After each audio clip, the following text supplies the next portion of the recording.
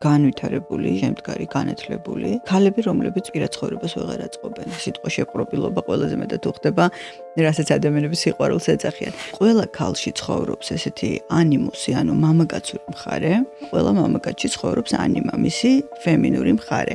ანიმას და ანიმუსის ათვლა ყველაზე კარგად ხდება სასიყვარულო ურთიერთობებში. ასეთ ადამიანს მარტოობა არ შეუძლია. არა, მარტო რო რჩება ისეთი თავდასხმები შემოაქვს. საერთოდ საიდან იწყება ეს ძიება? ადამიანი არ არის კარგად. ბედნიერება შენთვის აღარ მოაქვს არაფერს. როგორ უნდა დაიწყოს ადამიანმა გაცნობიერება? თქვენ რო ოთახიდან არ გამოხვიდეთ 10 წელი, თქვენ ვერასოდეს ვერ გაიგებთ როგორი ხართ. დაიწყეთ დაკვირვება რა ტიპის ადამიანები გიზიდავთ. სიყვარული ეს არ არის ერთმანეთის ყურება, არამედ ერთი მიმართულებით ყურება. არასნობერს ენა არ აქვს, ხვდების ან სიმბოლოებით შემოდის შენს სიზმრებში, ან პროექციებით რეალობაში. რატო იყო კარგი გვიან ასაკში შვილის გაჩენა? მე რო შვილი გამიჩინა 25 წლის ასაკში, ზუსტად ვიცი.